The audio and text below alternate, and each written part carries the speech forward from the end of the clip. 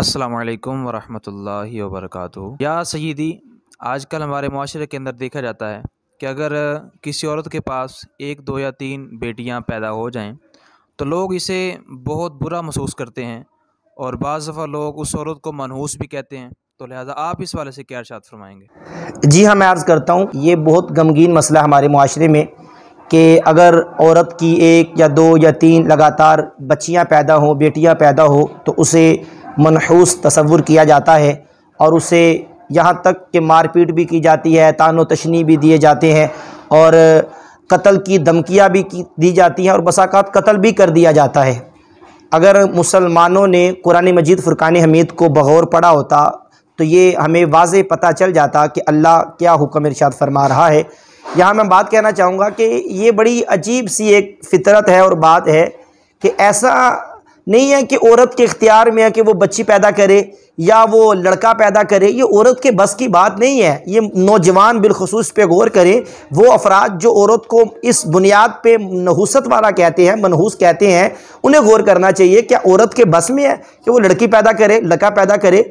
कुरान मजीद फ़ुरक़ान हमीद 25वां पारा सूरत शुरा की आयत नंबर 49 और 50 में मेरा मालिक, मेरा रब, मेरा अल्लाह इरशाद फरमाता है, लिल्लाहि मुल्कुस समावाति वल अर्द, ज़मीन व आसमान की जो सल्तनत है ना, वो अल्लाह ही के लिए है। या खुलूकु मा यशा, अल्लाह जो चाहे पैदा करे।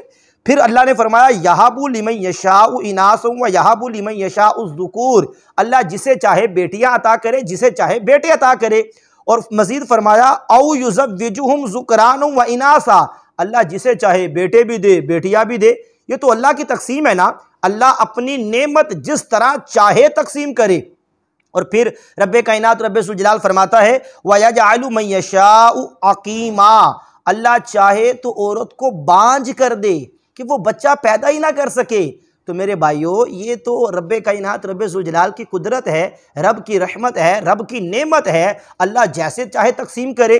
और यहाँ हम अगर गौर करें तो अंबिया किराम अलैहिमुस्सलातु वस्सलाम के साथ भी ये मामला पेश आया कि हज़रत लूत अलैहिस्सलाम, हज़रत शुएब अलैहिस्सलाम, इनको अल्लाह ने फ़कत बेटियाँ अता फरमाई। इनका बेटा कोई नहीं था, लेकिन इन्होंने हर हाल में अल्लाह का शुक्र अदा किया। और हज़रत इब्राहीम अलैहिस्सलातु वस्सलाम, इनको रब्बे कायनात ने सिर्फ बेटे अता फरमाए। इनकी बेटी कोई नहीं थी, लेकिन इन्होंने कभी अल्लाह की नाशुक्री नहीं की, हर हाल में रब्बे कायनात का शुक्र बजा लाए। और मेरे आका व मौला सल्लल्लाहु ताला अलैहि वसल्लम, इनको तो रब ने बेटे भी अता किए, बेटियां भी अता की। तो ये तो रब की रहमत है, रब की नेमत है जो अल्लाह रब्बुल इज़्ज़त की तरफ से बंदे को मिलती है।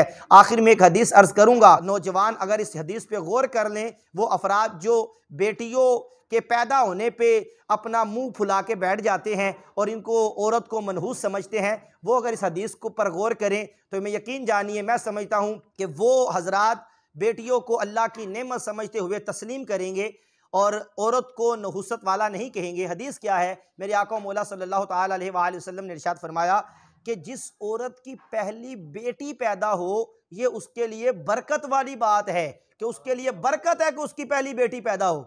तो ये तो अल्लाह के महबूब फरमा रहे हैं। और हम कहें कि बेटी हो गई है, हमारा मुंह फूल जाए, हम घर में मुंह बना के बैठ जाएं, औरत को मनहूस कहें, नहूसत वाला कहें, ताने दें, तलाक तक दे दें, तो ऐसा नहीं होना चाहिए। अल्लाह के कुरान के इस हुक्म पर अगर हम अमल करें, हमें पता चल जाता है कि बेटे देने वाली ज़ात अल्लाह की है, बेटियां देने वाली ज़ात अल्लाह की है, और बेटे बेटियां दोनों देने वाली ज़ात अल्लाह की है। अल्लाह चाहे तो कुछ भी अता ना करे।